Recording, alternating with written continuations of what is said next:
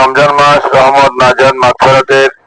এই পবিত্র রমজান মাস আমাদের আত্মশুদ্ধির, আমাদের আল্লাহ রাব্বুল আলামিনের দরবারে আমাদের গুনাহ অতীতের গুনাহ খাতা মার্জনা চাওয়ার সময়, আগামী দিন যাতে ভালোভাবে চলতে পারি, আল্লাহ রাস্তায় চলতে পারি, সেইটার সময় হচ্ছে পবিত্র রমজান মাস।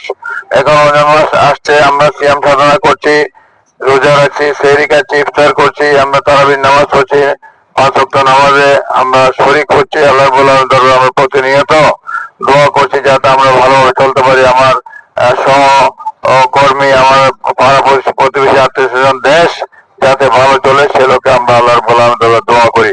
এখন আমাদের ধর্মে বলা আছে, আমরা মুসলমান হিসেবে বলা আছে যে তুমি যদি পেট ভরে খাও, তোমার প্রতিবেশী যদি উপোস থাকে, তাহলে তুমি কোনোভাবেই সত্যিকার মুমিন মুসলমান হতে পারো না। আমাদের ধর্ম বলছে তুমি অবশ্যই তোমার পাড়া প্রতিবেশী, তোমার আত্মীয় স্বজনের পাশে তুমি তোমার সাহায্যের হাত প্রসারিত করবে, যাতে ওরাও স্বস্তিতে চলতে পারে। এই পবিত্র রমজান মাসে আমার কথা হচ্ছে, এটা ক্ষুদ্র আয়োজন, বিশাল কোনো আয়োজন না, এবং এই যে সামগ্রী, এটাও কোনো বিশাল কিছু না, কিন্তু এটা একজন মুসলমান মুমিন বান্দার, একজন নাগরিকের যে মানুষের প্রতি যে দায়বদ্ধতা, সেই দায়বদ্ধতার স্থান থেকে সামান্য কিছু নিয়ে মানুষের পাশে দাঁড়ানো। একটা ভালো কাজ, এটা ভালো কাজ একজন করছে দেখে আরো 10 জন এটার জন্য অনুপ্রাণিত হয়, এবং আরো 10 জন এরকম ভালো কাজ করার জন্য উৎসাহিত হয়। আমিও সেই জন্য এখানে এসে উৎসাহ দিচ্ছি যারা এই আয়োজনের উদ্যোগ নিয়েছে তাদেরকে, যাতে আরো 10 জন যাতে এরকম ভালো কাজে উৎসাহিত হয়। তো এটা যারা অনেক কষ্ট করে অনেকক্ষণ ধরে আপনারা অপেক্ষা করছেন,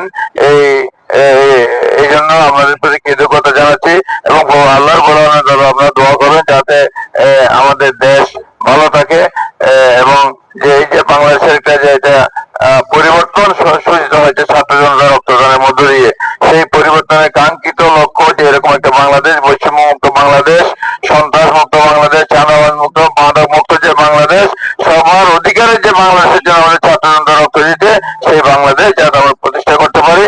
এবং আমরা দোয়া করবো আমাদের নেত্রী দেশনেত্রী বেগম খালেদা জিয়া, যিনি মানুষের অধিকারের কথা বলতে গিয়ে যাকে বিনা বিচারে 7টি বছর কারাগারে আটকে রাখতে হয়েছে, বিনা চিকিৎসায় যাকে হত্যা করার চক্রান্ত করেছিল শেখ হাসিনা সরকার, তার জন্য দোয়া করবেন।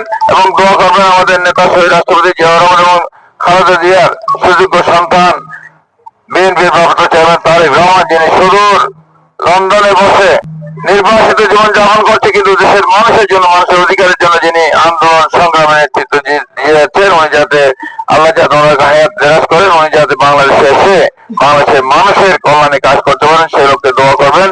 আমি আবারও যারা এখানে উপস্থিত সবাইকে ধন্যবাদ জানিয়ে নির্দেশনায় ও আমাদের 8 আসনের অভিভাবক জনাব সুফিয়ান ভাইয়ের দিক নির্দেশনায় আমাদের ক্ষুদ্র প্রচেষ্টা, আপনারা আমাদের এই প্রচেষ্টায় সামিল হয়েছেন, যারা নিতে আসছেন বা দিতে আসছেন, সবাইকে ধন্যবাদ। অনেকক্ষণ সময় গেছে আমি কার্যক্রম শুরু করার জন্য, আমি আমার ধন্যবাদ জানাই।